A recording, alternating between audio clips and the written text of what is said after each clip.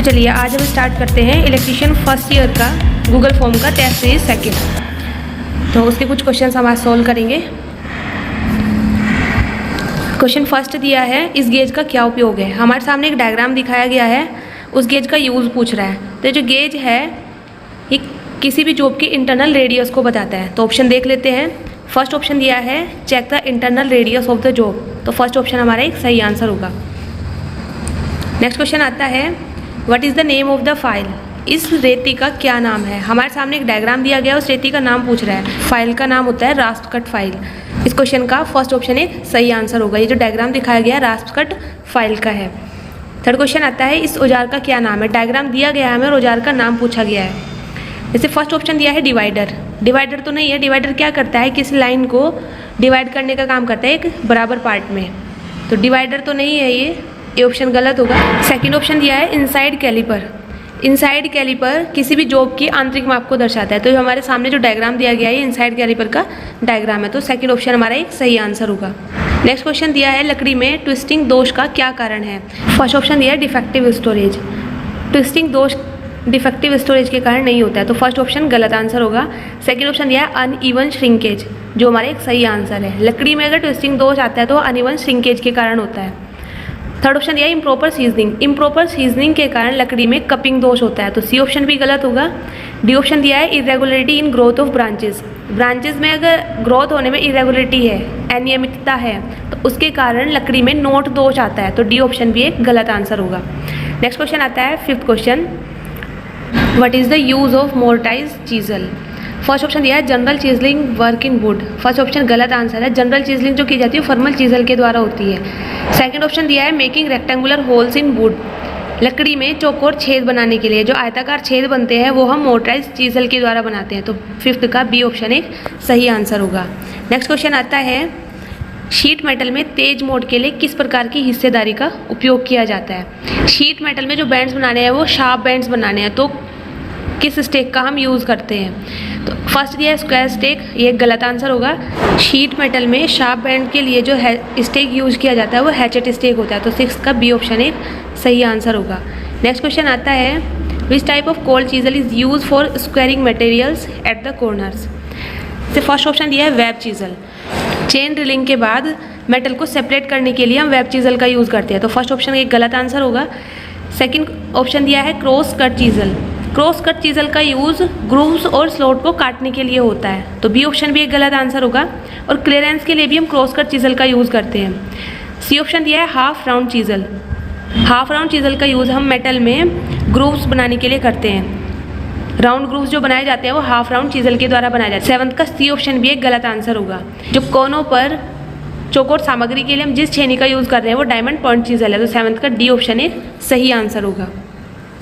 Next question आता है, किस प्रकार के कैलिपर का उपयोग सामग्रियों के बाहरी किनारों के साथ समानांतर रेखा खींचने के लिए किया जाता है।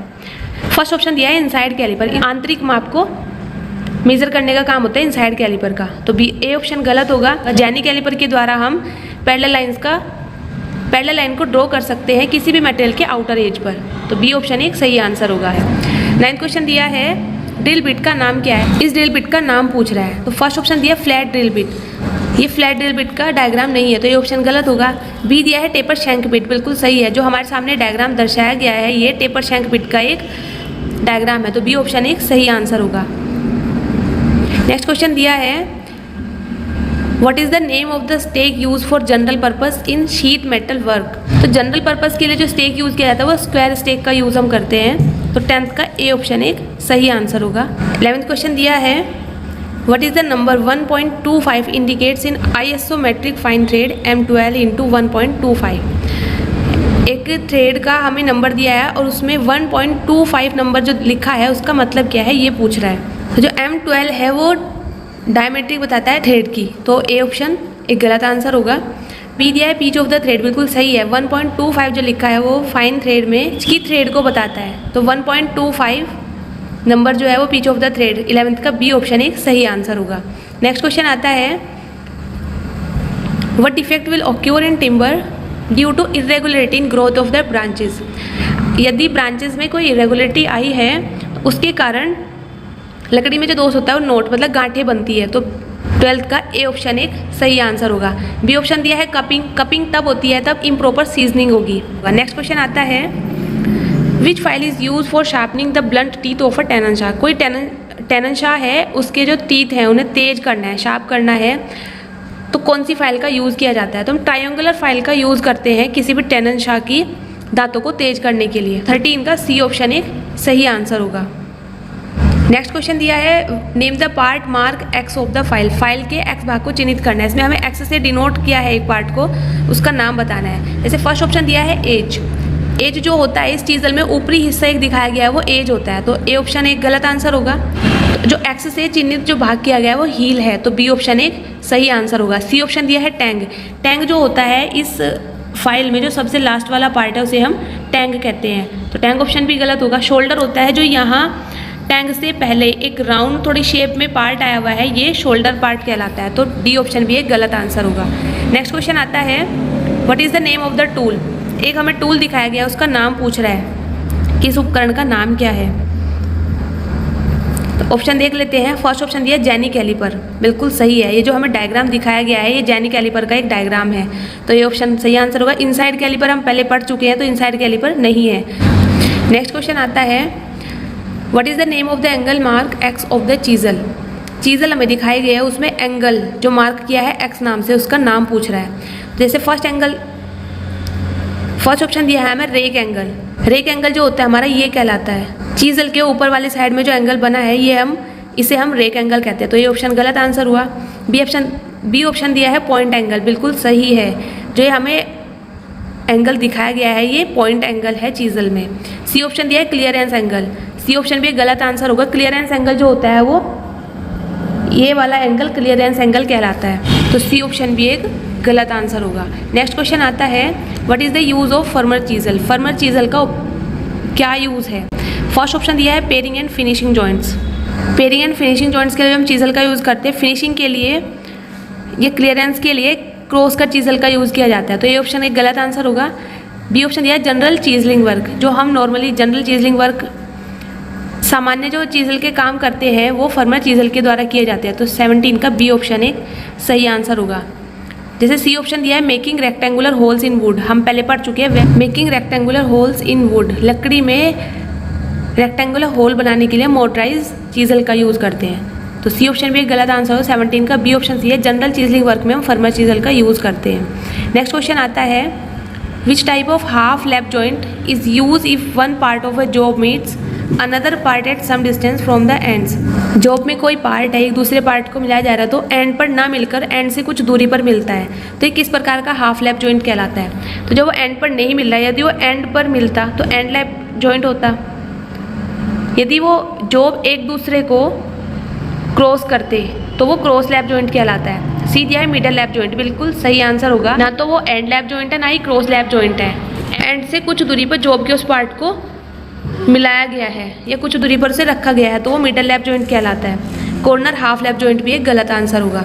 नेक्स्ट क्वेश्चन आता है which type of notch is use for making a metal tray with 90 degree band and an inside flange.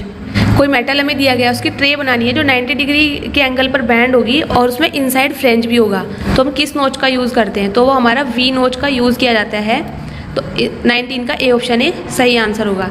Slant नोच एंगल पर काटते हैं तब वो स्लांट नोच बनाया जाता है, तो बी ऑप्शन भी गलत है। सी ऑप्शन दिया है स्क्वायर नोच।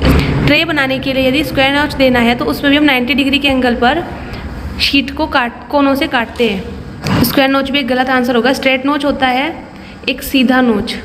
19 का ए ऑप्शन वी नोच एक सही आंसर होगा। नेक्स्ट क्वेश्चन दिया है what is the purpose of hem folding in sheet metal work. कोई शीट मेटल वर्क है उसमें हेम फोल्डिंग का क्या पर्पज़ है? तो शीट मेटल में हेम फोल्डिंग जो की जाती है वो शीट को डैमेज होने से बचाती है। जैसे हमने देखा होगा कोई बाल्टी बनाई है, टब बनाई है, तो उसके ऊपर उसके जो किनारे होते हैं उसको मोड़ दिया जाता है, वो हेम फोल्डिंग का एक एग्जाम्पल है। तो उससे क्या होगा कि जो हमने जो बनाया उसको डैमेज होने से वो बचाता है। जैसे फर्स्ट ऑप्शन दिया है helps for forming a square box, A option हमारा एक गलत आंसर होगा। बी ऑप्शन दिया है helps for bending sheet metal easily, मतलब शीट मेटल में ईजिली बेंडिंग करने के लिए सहायता मिलती है हेम फोल्डिंग, ये गलत आंसर होगा। सी ऑप्शन दिया है prevents burr forming after cutting, C option भी गलत आंसर है। डी ऑप्शन दिया है prevents the sheet from damage, sheet को डैमेज होने से बचाता है। तो 20 का डी ऑप्शन एक सही आंसर होगा। नेक्स्ट क्वेश्चन आता है which defect in the timber is cause to reduce its strength. कौन सा दोष है जो लकड़ी में उसकी ताकत को कम करने के लिए होता है। तो यदि लकड़ी में इरेगुलरिटी आ गई है तो उसकी स्ट्रेंथ को कम कर देगी। तो चलिए ऑप्शन देख लेते हैं। 21 का डी ऑप्शन एक सही आंसर होगा, इरेगुलरिटी। यदि किसी लकड़ी में अनियमितता का दोष आ गया है जो कि उसकी स्ट्रेंथ को कम करता है, तो 21 का डी ऑप्शन एक सही आंसर होगा। नेक्स्ट क्वेश्चन आता है कि इस हथौड़े का नाम क्या है। हैमर जो दिखाई दे रहा है वो एक ऊपर की जो आकृति है वो एक पंजे के समान दिखाई गई है, तो हम इसे क्लो हैमर कहते हैं। तो 22 का ए ऑप्शन एक सही आंसर होगा। जैसे सेकंड ऑप्शन दिया है ball pin hammer. Ball pin hammer में जो हैमर का पिन होता है वो बॉल के समान होता है। तो ये जो डायग्राम दिखाया है क्लो हैमर का एक डायग्राम है, पंजे के समान हमें उसकी आकृति दिखाई दे रही है। तो ये ऑप्शन एक सही आंसर होगा। नेक्स्ट क्वेश्चन दिया है which defects in timber is cause due to improper seasoning. Improper seasoning के कारण लकड़ी में कौन सा दोष होता है। हम पहले भी पढ़ चुके हैं, कपिंग दोष है जो इम्प्रॉपर सीजनिंग के द्वारा होता है। तो 23 का डी ऑप्शन एक सही आंसर होगा। 24 क्वेश्चन दिया है what is the purpose of flutes in drills. Drill में फ्लूट्स का क्या उद्देश्य है। तो ड्रिल में जो फ्लूट्स बने होते हैं वो जो उसमें चीप करते हैं उनको रिमूवल करने का काम करता है। जैसे ए ऑप्शन दिया है स्ट्रेंथ, तो वो उसकी कोई स्ट्रेंथ को नहीं बढ़ाता है जो उसमें फ्लूट्स कटे होते हैं। अपीयरेंस, बी ऑप्शन भी गलत होगा। मेंटेन डायमीटर, डायमीटर को मेंटेन नहीं करता है। तो सी ऑप्शन भी एक गलत आंसर होगा। 24 का डी ऑप्शन दिया है चीप रिमूवल। जो चीप होते हैं, चिप जो कटते हैं उनको हटाने का काम करता है जो ड्रिल में फ्लूट बना होता है। 24 का डी ऑप्शन एक सही आंसर होगा। नेक्स्ट क्वेश्चन आता है निम्नलिखित में से कौन काटने का उपकरण नहीं है। Which of the following is not a cutting tool. तो फर्स्ट ऑप्शन दिया है हेक्सा। हेक्सा एक आरी है, वो तो काटने वाला टूल है। तो ए ऑप्शन एक गलत आंसर होगा। बी दिया है चीजल। चीजल से भी हम किसी जॉब में कट लगा सकते हैं या कुछ पार्ट को काट सकते हैं। तो बी ऑप्शन भी एक गलत आंसर होगा। सी ऑप्शन दिया है सेंटर पंच। सेंटर पंच एक सही आंसर है क्योंकि वो एक कटिंग टूल नहीं है, मार्किंग टूल है। तो 25 का सी ऑप्शन एक सही आंसर होगा। फाइल भी गलत आंसर होगा। नेक्स्ट क्वेश्चन आता है what is the purpose of cross cut cold chisel. जो क्रॉस कट कोल्ड चीजल होती है उसका क्या उद्देश्य है। फर्स्ट ऑप्शन दिया है कटिंग कीवेज, बिल्कुल सही ऑप्शन है। कटिंग कीवेज, जो कीवेज कट किया जाता है वो cold cross cut cold chisel के द्वारा किया जाता है। तो 26 का ए ऑप्शन बिल्कुल सही है, cutting keyways. Cross cut cold chisel का यूज़ हम कटिंग कीवेज बनाने के लिए करते हैं। तो 26 का ए ऑप्शन ही सही आंसर होगा। नेक्स्ट क्वेश्चन आता है which type of chisel is use for separating metals after chain drilling. तो चेन ड्रिलिंग के बाद जो धातु को अलग करना होता है वो किस चीजल के द्वारा हम करते हैं। तो वेब चीजल के द्वारा चेन ड्रिलिंग के बाद धातु को या मेटल को सेपरेट किया जाता है। तो 27 का बी ऑप्शन एक सही आंसर होगा। क्रॉस कट चीजल हमने अभी पढ़ लिया है कि कटिंग कीवेज के लिए यूज़ किया जाता है। सी ऑप्शन भी एक गलत आंसर होगा। डी ऑप्शन दिया diamond point chisel. Diamond point chisel का यूज़ हम वी शेप ग्रुप या स्क्वायर शेप ग्रुप बनाने के लिए यूज़ करते हैं। तो 27 का बी ऑप्शन एक सही आंसर होगा। नेक्स्ट क्वेश्चन दिया है 28 क्वेश्चन दिया है which type of curve cutting hand saw is use for internal cutting in wood. लकड़ी में यदि इंटरनल कटिंग करनी है तो किस कर्व कटिंग हैंड सा का यूज़ करते हैं। तो की होल सा एक ऐसी सा है जिसके द्वारा लकड़ी में इंटरनल कटिंग की जाती है। तो 28 का बी ऑप्शन एक सही आंसर होगा। 29 क्वेश्चन दिया है टू कट कर्व प्रोफाइल भी यूज़।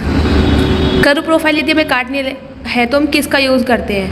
ए ऑप्शन दिया है बेंट स्निप। बेंट स्निप का यूज़ हम कर्व प्रोफाइल को काटने के लिए करते हैं। तो ये एक सही आंसर है। स्ट्रेट स्निप गलत आंसर होगा क्योंकि उससे हम ओनली स्ट्रेट प्रोफाइल ही काट सकते हैं, कर्व प्रोफाइल को नहीं कट कर सकते हैं। तो बी ऑप्शन एक गलत आंसर होगा। तो आज हमने 29 क्वेश्चन किए हैं। अब ये क्वेश्चन हमें देखने से नहीं लग रही कि इलेक्ट्रीशियन क्या है, सिर्फ फिटर, ट्रेड के और ट्रेड के सब क्वेश्चन हमें देखने को मिले हैं। क्योंकि क्या होता है कि यदि हम कोई काम कर रहे हैं, एक इलेक्ट्रीशियन है कोई काम कर रहा है, मान लीजिए वायरिंग कर रहा है, तो वायरिंग करते वक्त यदि उसे किसी एक फिटर की ज़रूरत पड़ गई तो ऐसा तो नहीं है कि वो एकदम से फिटर को बुलाने जाएगा, उसे खुद से वो काम करना हो। तो हमें इन क्वेश्चंस का या इस ट्रेड के बारे में भी पता होना चाहिए, इसलिए हमने ये क्वेश्चन किए हैं। इलेक्ट्रीशियन ट्रेड में भी ये क्वेश्चन आते हैं, इलेक्ट्रीशियन ट्रेड का ही क्वेश्चन पेपर है, तो इन क्वेश्चन की जानकारी भी हमें होनी चाहिए।